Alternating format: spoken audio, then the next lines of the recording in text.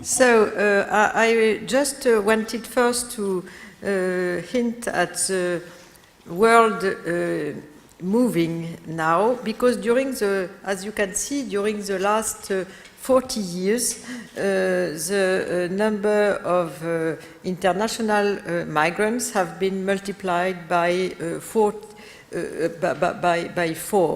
We had around 75 international migrants in the mid-70s, and now we have reached 244 million international migrants, according to the definition of the Department of Population of the United Nations. So this moving world is also showing some other trends. First, as it was said, the globalization of migrations. In the past, there were some welcoming countries, from some departure countries. Now quite all the world is involved or in migration, immigration, emigration, transit, and sometimes in the three or two patterns. And so the recent asylum crisis is also illustrating this general movement, because Europe is at the center of a lot of changing political situations in the south, in African countries, as well as in Near and Middle East.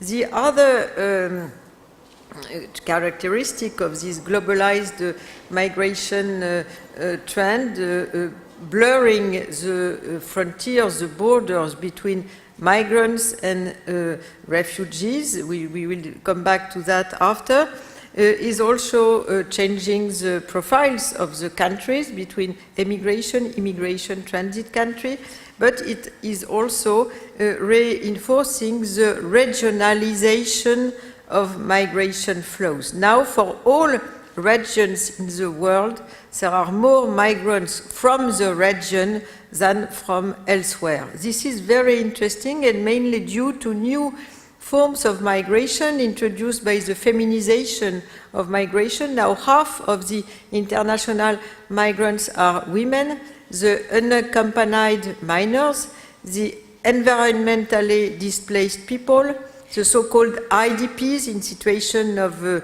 asylum, internally displaced people in situations of refugee in their own country.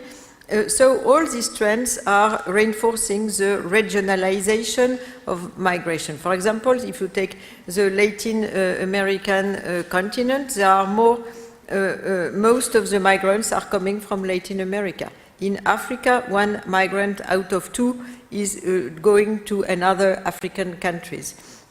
In Russia, most of the immigrants are coming from the CIS region. In the South Asia, most of migrants are coming from South Asia, and we could decline all that. And for Europe, most of migrants are or European migrants or migrants for the South Rim of the Mediterranean, making a kind of Euro-Mediterranean region of migration.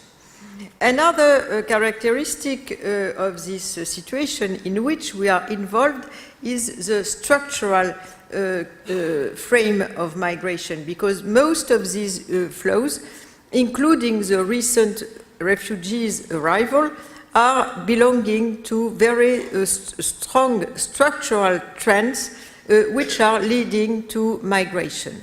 Now, in the south, but also in other places of the world, migration is more and more urban and scholarized and informed.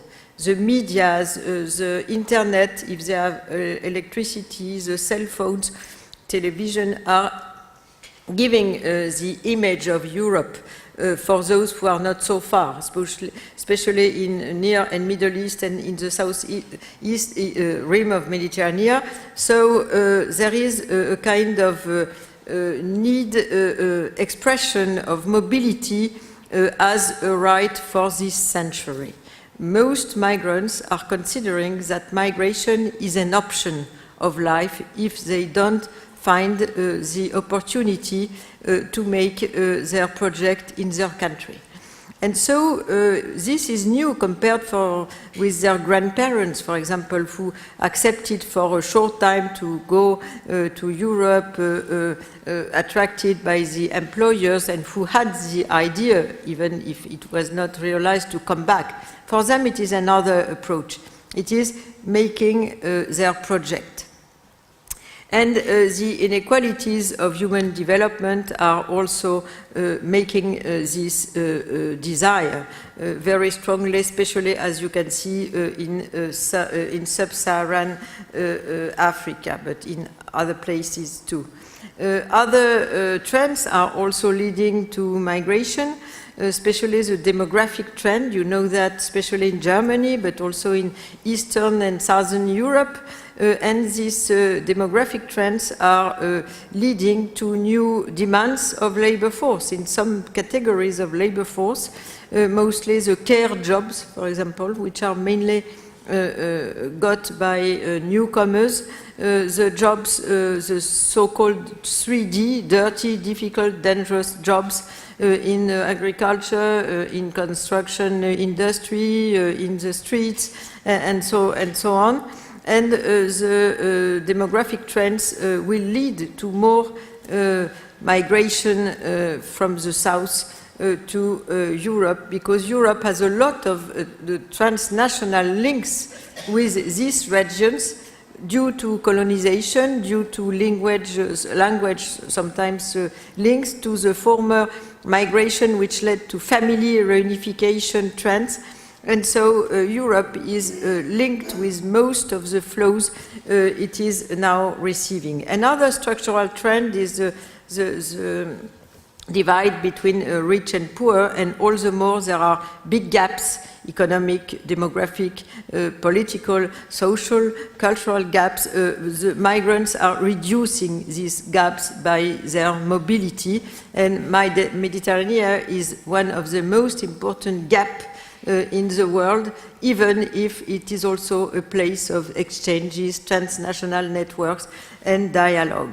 Another structural factor which is very important now regarding the right to mobility as a way of life is the inequality according to your passport. If you are German, you can move in 172 or 73 countries for 3 months without any visas. If you are Russian, in 92. If you are coming from Eritrea or from Somalia or Afghanistan, you can move just to perhaps 10 or at least 20 countries, but in the neighborhood, but without any possibility to go to the countries where they want to go, because you are representing a migration risk. And this is perceived as one of the most important inequality and challenge at world level regarding the rights, human rights and individual rights. Other factors of mobility are also the attraction of traffickers, because all the more borders are closed, all the more there is an industry of migration. And this industry is very wealthy now, and quite every week we have people dying in the Mediterranean. Last week we had also an example, and between the beginning of this century, 2000, and now, 2016, we have had 30,000 dead people in the Mediterranean. How long can we accept this situation? Last year we had 3,000 dead people in the Mediterranean. So in a quite big indifference of the Europeans, we are facing with this crisis. Other characteristics of this situation, shifting situation, is also the world of crisis. Crises are bringing to Europe a lot of newcomers. Sometimes it is difficult to precise their profile, because there is mix, which was not the case during the Geneva Convention of 1951, the profile of the asylum seeker was the Soviet intellectual, very far from the worker in the car industry, in Renault, for example, in Paris. Now it is the same people. They are the members of family reunification intend to work. Those who are seeking for asylum also want to work, and those who come to work are not in many cases corresponding to refugee profiles, especially from African countries. So there are blurred boundaries between the categories of migrants in situations of crisis, and few of them are accepted as refugees because they have not all be persecuted individually, which is the definition of the Geneva Convention in most cases in its interpretation. Tourism is also putting the move as a characteristic of modern life, and the people of the South also consider that moving is a characteristic of modern life. The rich of the poor countries can move, because if they buy a flat, if they come with a lot of money to create a firm, if they enter in the categories of the qualified people, if they intend to be student at a second or third level at the university, they can enter legally. For the others, no possibility. So they also introduces inequalities in the departing countries, but in the north we have also north-south new forms of migration, not for tourism but for long-term settlement in the sun, especially among pension people. And now we have the same amount of people coming to the north than people coming to the south, which is 120 million people from south to north and north to north, and the same number from south to south and north to south. So it is a new trend also, which is very recent. And Europe is also involved in these new characteristics of settling into mobility as a way of life, which is a lesson of the opening of Europe in 2004 to Eastern Europe. The borders have been opened, and so people have settled into mobility as a kind of circulation migratoire, as a way of life. So I just wanted I shall stop here, but wanted to stress with European responses to these trends, especially the securitization of European borders. The response has been an amount of institutional agreements in order to close the external borders of Europe, especially the Schengen system, the Dublin II. It was we spoke about that before. So Schengen agreements 1 and 2, and also the so-called Frontex system, which is made to control the external border, especially in the Mediterranean. And sometimes it is the military firms which are closing the borders, as you can see in Melilla and Ceuta. There has been dead people also along this barrier. And other borders, the islands of the Mediterranean, which are confronted with a kind of paradox, welcoming the tourists and also welcoming in a rather discreet manner the newcomers from the South Stream of Mediterranean, and this part between Greece and Turkey, where during 2015 most of the newcomers from Syria, Iraq, Afghanistan entered into Europe. So this is the situation we have had recently, and the crisis has asked new questions as challenge solidarity. First, we have known a flow of an unprecedented flow of refugees, especially in Germany, and because Germany has had a very interesting position which can be welcome in Europe as a form of respecting the European values of solidarity, and Germany has been quite alone with this behavior. So, confronted with this flow of refugees, we had before around 200,000 asylum seekers into Europe. In 2014, we have had 625,000 asylum seekers in Europe, and last year, in 2015, we have had 1.2 million asylum seekers to Europe. It is not totally new, because in the past, especially after the fall of the Berlin Wall, there were 500,000 asylum seekers to Europe in these years from 1989 to 1993, and Germany still welcome 3/4 of all the asylum seekers. For example, in 1992, Germany welcomed more than 400,000 asylum seekers in 1 year, in 1992.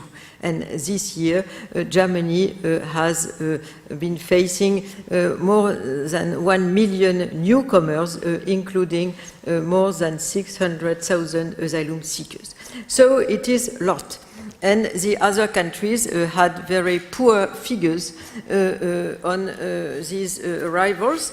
The European proposal has been in the mouth of Mr. Juncker to share these newcomers, especially in resettlement, those who had arrived by Greece and Italy, but mostly by Greece last year in the 28 European countries. And the first proposal 1 year ago was sharing 40,000 newcomers in the various European countries according to the extent of the surface, of the geography of each country, to the level of the economy.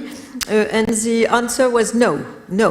From the European countries. As we said, the nation state is the main obstacle to solidarity. So after the death of the small Turkish boy of 3 years old in Bodrum, whose parents had died in the Mediterranean. The mother had died in the Mediterranean. And after the discourse of Mrs. Merkel, announcing the welcome of 800,000 refugees from Syria, there has been some little move among the European countries, especially in France, in other Western European countries, saying we will accept the proposals of Mr. Juncker, saying we have to share the resettlement of 160,000 newcomers in the European countries. And the first challenge has been the answer of Eastern European countries. Before, there were a lot of challenges into solidarity, especially in the South, because the South has done a lot before this period.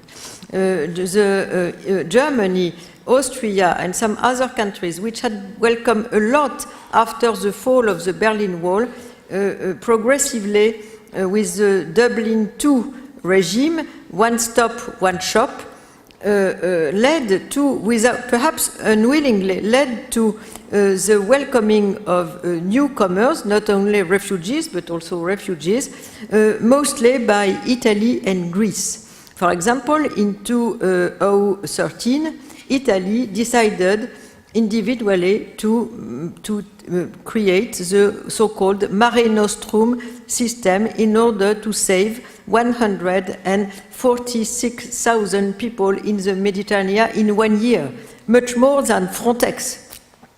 So a substitution of the state to the European system. And Greece has welcomed a lot last year with the arrivals in the Greek islands and by the border with Turkey.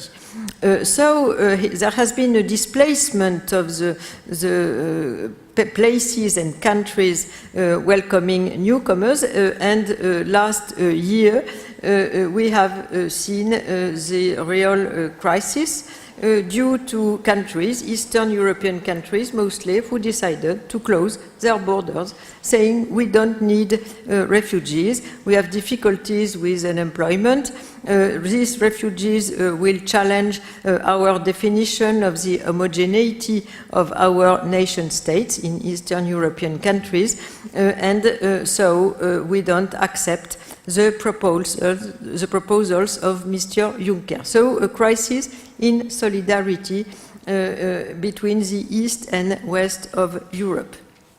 Added to other local crises like Calais, it is also a crisis of solidarity, because most of the, in the French case, most of the newcomers from Near East and Middle East, especially Iraq, Afghanistan, but also Syrians, are all massed on the rim of the channel, with the idea to cross the channel 32 kilometers and to enter in UK. It is also a bilateral conflict inside the so-called European system of solidarity, because UK is not part of the Schengen regime, which is it's a choice, but in France it is lived as a France victim of the choice of UK. So there are a lot of other local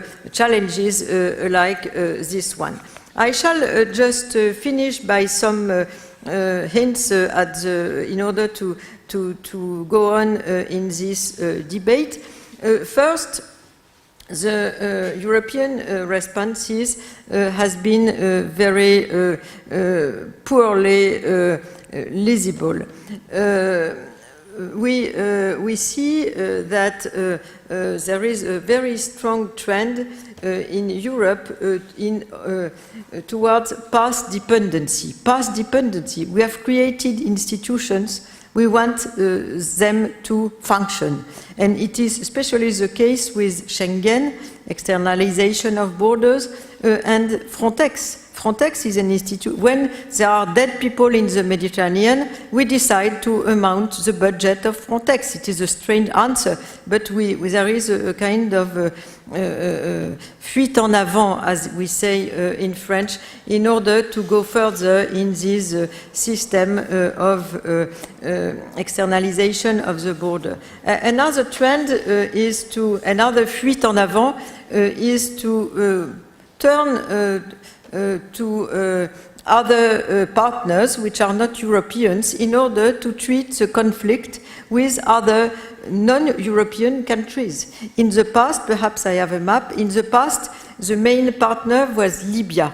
Libya had a lot of bilateral and European agreements in order to repatriate the newcomers from Sahara to their countries, and to select the profiles of asylum seekers, while not being signatory of the Geneva Convention on Refugees, in exchange of parcels,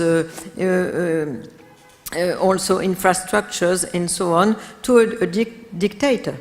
Now the answer, it is not possible to treat with Libya because it is a political chaos and it is the main place of departure for traffickers, but European Union has decided to sign with Turkey, considering Turkey is a safe state, which is not always the case, because in the past, 10 years ago, 5 years ago, the most important number of asylum seekers in Europe was the Kurdish problem and Kurdish people.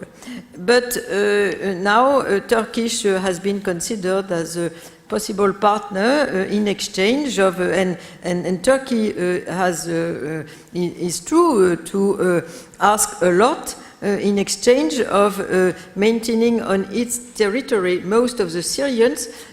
Turkey has welcomed 3 million Syrians during these last 2 years.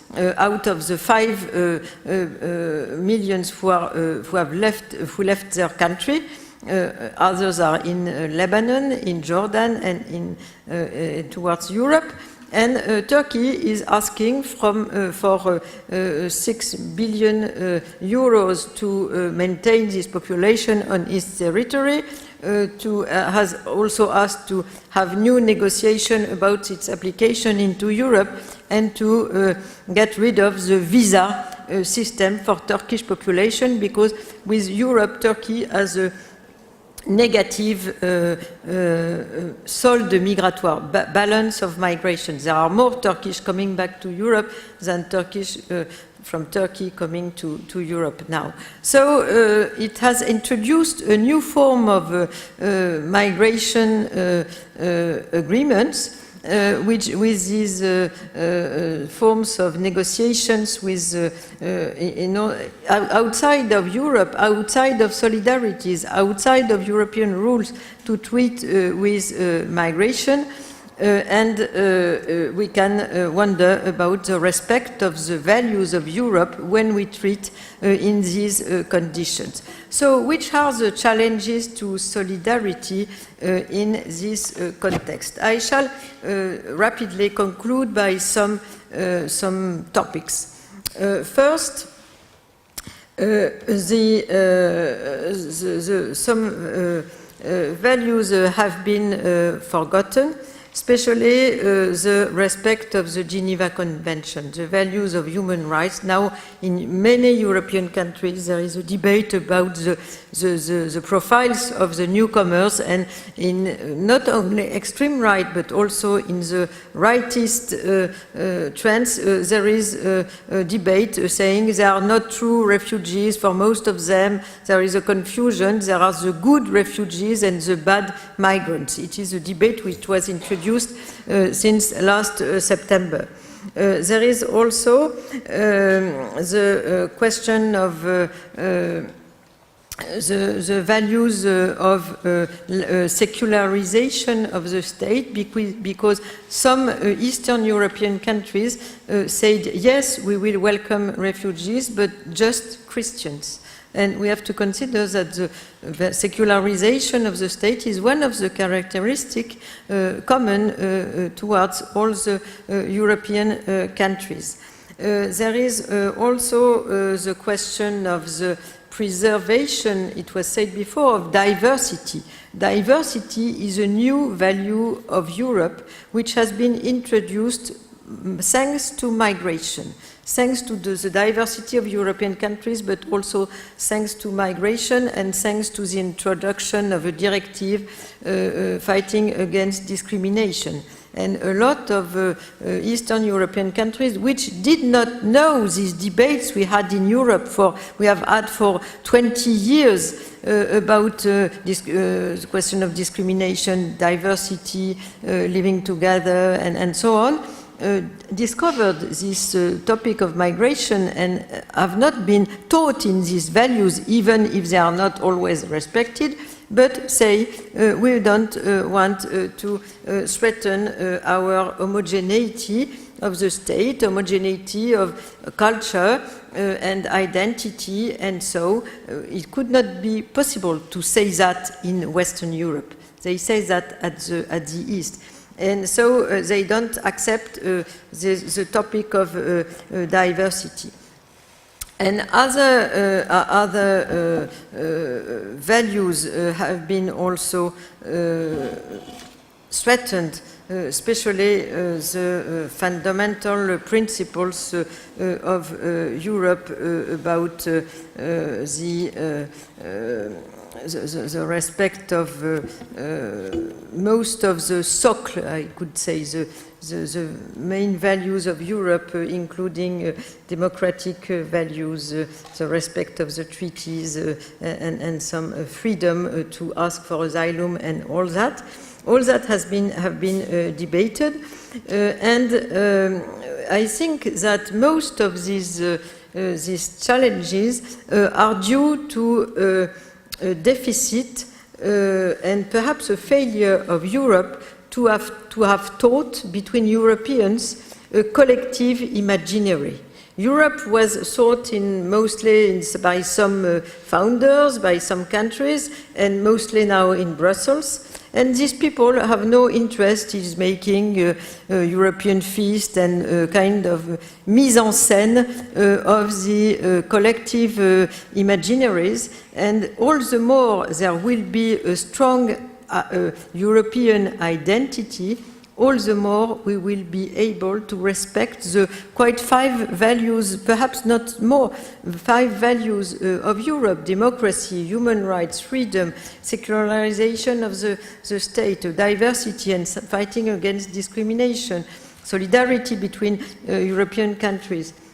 If we are unable to have this common, strong European identity without building it against the other, we will be able to face with solidarity. But now most of the European responses has been a kind of closure in national identities and giving more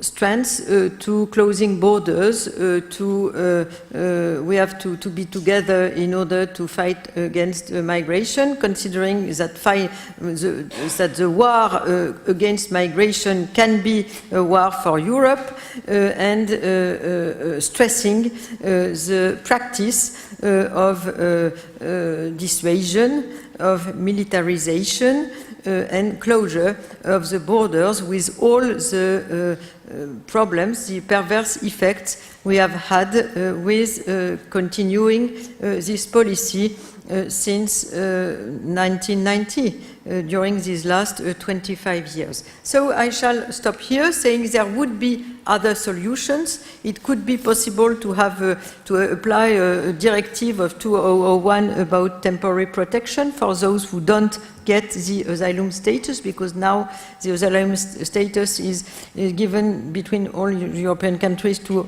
half of the Syrians, just half of the Syrians, and 35% to other asylum seekers, so it is very low.